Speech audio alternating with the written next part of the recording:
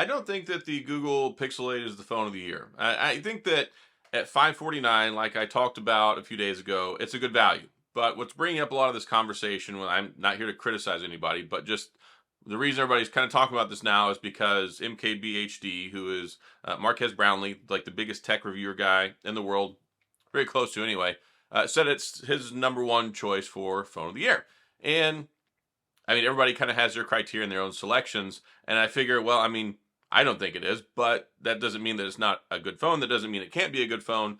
But I think the angle that he's coming from here is you kind of take a look at value, which we look at long-term support, 7 years. So it's got Android 14. Of course, Google makes Pixel. It does have the Google Tensor G3 in here, which I think is a good chip. It's got some of the AI features. It's not quite on the same level. It's not getting all the same level of AI sophistication and features that the Pro does.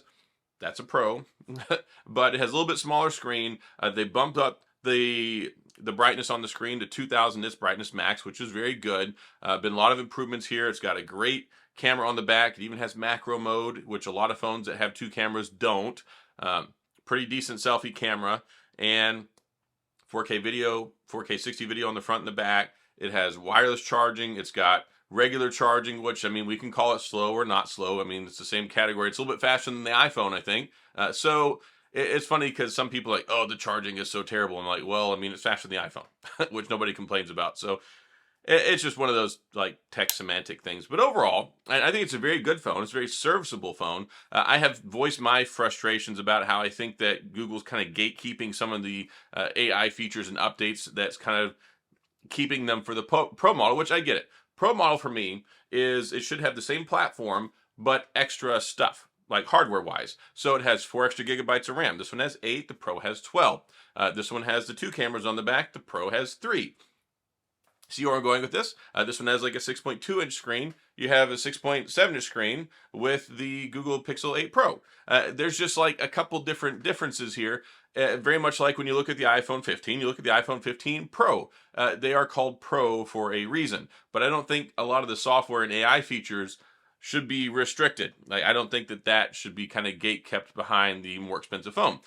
One thing that really does this one in for me for not being the phone of the year is they raised the price on it too much for what I think really takes away from value. Now, it's not that it's not a good value at $549, but at $699, there are a lot of other phones that I would recommend over this phone that are more complete. When you talk about a $700 phone, I really feel like it should basically have about everything.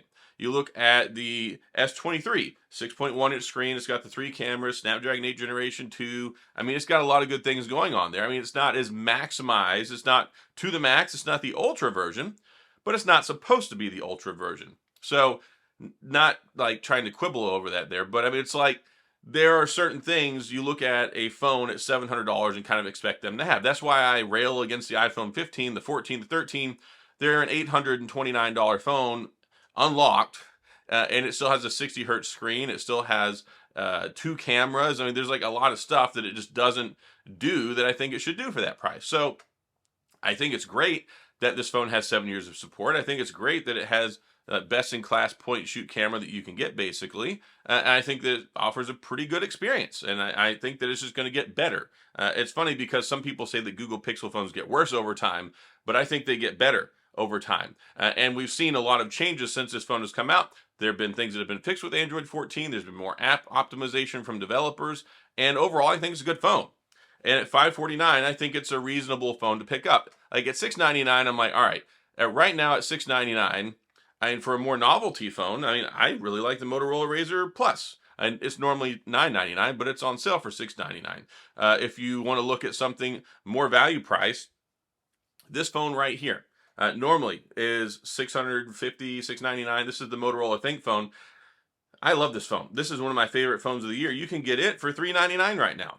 So I said the other day I would get the ThinkPhone over the Pixel 8. So, I mean, we can look at it from a semantics perspective and go, okay, well, MSRP $699.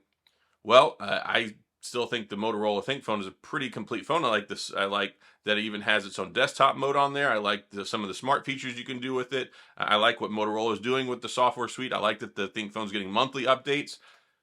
Yeah, it's not 7 years, but it's 4 years.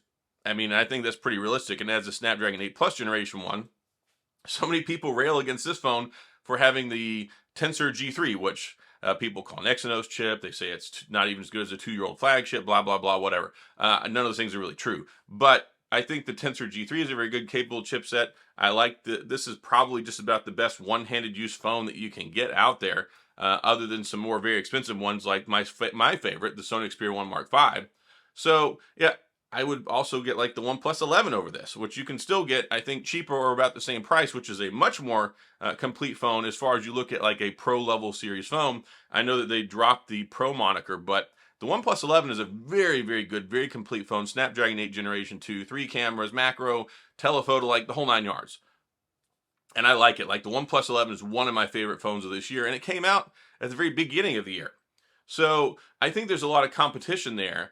And if I were to put this phone up side by side with a couple other phones about the $600 price range, this one doesn't always come out on top for me. And I know it's 7 years of support, but the thing is, it's funny. So many people are question what Google will do year over year with support for their phones.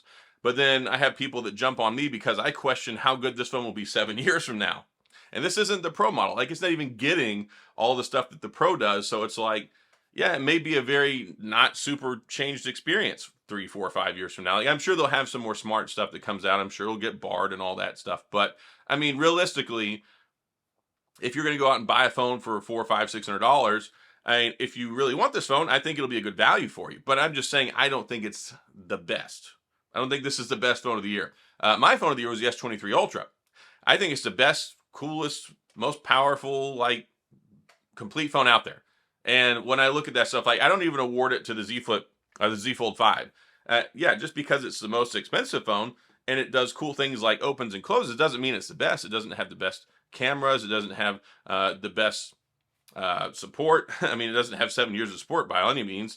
It doesn't even it doesn't have the S Pen on the inside. You can't use the S Pen on the front screen. There's a lot of things that make it not the best phone of the year, even though it is a very good phone. I think it's the best foldable phone of the year, which I'll talk about in another video. So when we say best, it's like, okay, I got to look at a lot of things. I got to look at price. I got to look at support. I got to look at features. I got to look at hardware. I got like, there's a lot of stuff to look at, and not trying to discredit Marquez. I think that he made a very good video. I think you should go watch it. Like, go watch his video and see what a lot of his favorites and honorable mentions are and stuff like that.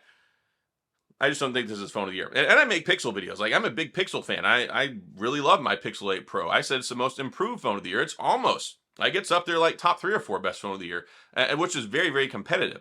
Because that list for me is S23 Ultra, iPhone 15 Pro Max, Pixel 8 Pro, Sony Xperia 1 Mark V. I mean, those are some nice, expensive phones. So I think when you talk about, is this the best value? I don't think it's the best value. Is it the most powerful? It's not. Does it have the best set of capabilities? No, it doesn't.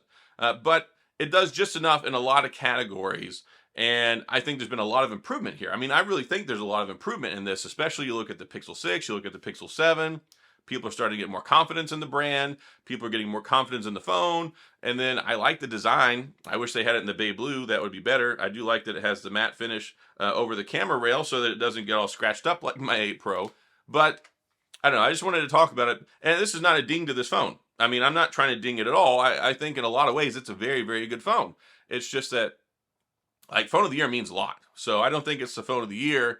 I think it's a very good phone at $549.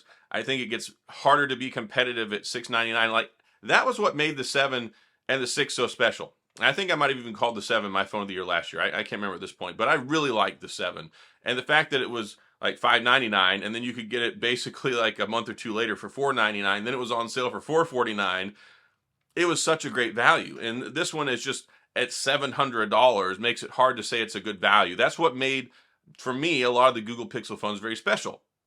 You could get the Pro for $899. You could get the regular one for $599. And then they would have all these sales, these discounts, and you could get them much cheaper, especially throughout the year. So, yeah, $549, that's where this phone should have started. Like, if this phone started at $549 and you could get it right now for $499, I'd be like, man, this is an amazing deal. $699, it's kind of hard to really place it in that category. I mean, I don't think it's a good, I think it's a good value at $699. I don't think it's a great value at $699. I certainly don't think it's the best phone. I don't think it's phone of the year. But anyway, but yeah, this phone right here at $399, the Think phone, amazing phone. I love it. I've made a couple videos on it. Lots of thumbs up. Um, there's just some other phones out there I think that really didn't get enough spotlight that have turned out to be really, really good. And I don't know, I try to highlight those, but there's only so many videos I can make. I already make daily videos, so I don't think anybody wants twice daily videos. I don't want to make twice daily videos. I can't cover every content topic under the sun. But since the Pixel phones are in my wheelhouse, and I've had some people even link to me his video like, hey, he said it's his favorite phone or best phone of the year. I'm like, well, I mean, you can make an argument for it. I mean, it has the best support, 7 years. I mean, what other phone is offering 7 years of software updates and security patches? I mean, that's pretty darn good. Flagship level chip, flagship level camera. I mean, there's a lot of good things in here. So if that's what he thinks, cool. And I'm sure some other people will agree with that. I just think differently. So that's all I got. If you have any questions or comments, criticism, concerns, tomatoes you want to throw, I'm right here. hit the comment button and type away. If you enjoyed the video, if you like the Pixel content, please hit the like and the subscribe button, notification bell, all that jazz. You know, I save all this stuff for the end of the video.